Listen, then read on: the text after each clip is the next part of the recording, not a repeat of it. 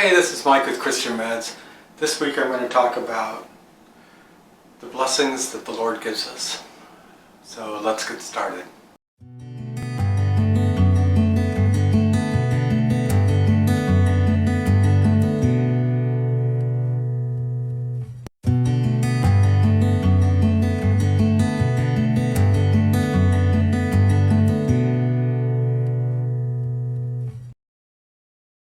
When it comes down to blessings, a father can give a blessing over a marriage, but we have a great Father in heaven, and that great Father does want the best for us.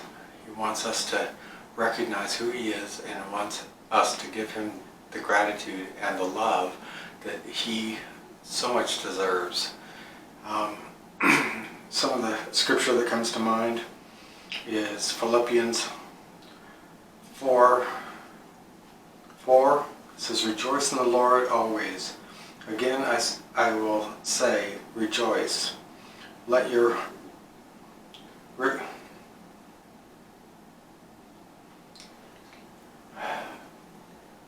One of the scriptures that reminds me of is Philippians 4 and 5. Rejoice in the Lord always. Again, I always say rejoice. Let your reasonableness be known to everyone." So when it comes down to reasonableness, word I kind of stumbled on,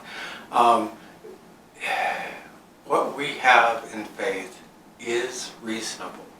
In other words, even though it has miracles of a resurrection and it has God taking on human form, it's still reasonable, and that's a blessing. In other words, it shows us that there are things greater than ourselves, things that we should be focusing on, things that are not material, things that are supernatural, things that are made of the nature of God. So when you start thinking about a being that's able to bless you and take care of you and provide for you, not that I'm talking about a prosperity gospel where as long as you have enough faith, you'll be rich. I'm not talking like that. I'm saying that trials and tribulations will come, but nothing you cannot handle.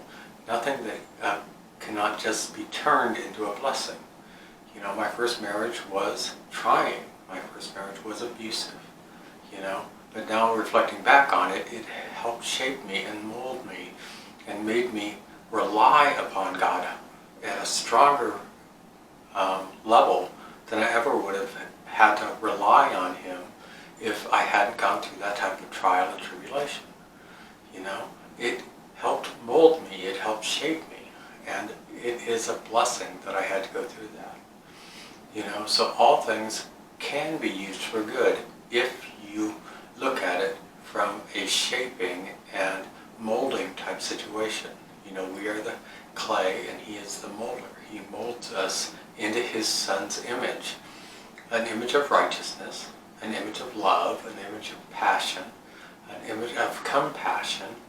I still have compassion for my ex. It was not safe for me to be around her, but I still have compassion for her. I still hope God changes her heart, because God can change any heart on this planet if He chooses. It doesn't mean He's going to, but He can. And through prayer and meditation, you can absolutely have an effect. So, another verse that comes to mind is Jeremiah 17, 7 and 8. It says, "Blessed is the man who trusts in the Lord, whose trust in the Lord." Oh, wait. Let's try it again. Jeremiah 17, 7 and 8. "Blessed is the man who trusts in the Lord. Those trust is the Lord." Let's try it again. Jeremiah 17, 7 and 8. "Blessed is the man who trusts in the Lord, whose trust is the Lord.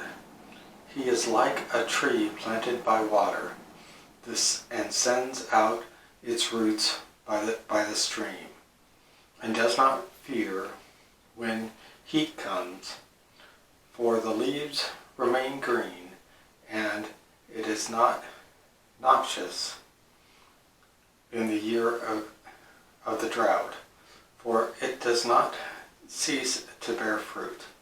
So what that kind of tells you is that we have nourishment. We're like a tree planted next to a stream. Once we realize that that stream is right next to us, meaning God and God's goodness, we can tap into that at any time we need to. And He will always help us bear fruit. Bear fruit in His name, bear fruit in His image, bear fruit in His righteousness, a righteousness not that we create on our own, but a righteousness that's imputed to us through love and kindness. So I just hope to encourage people to know that you have a Father who blesses you and wants the best for you. And just have a blessed week.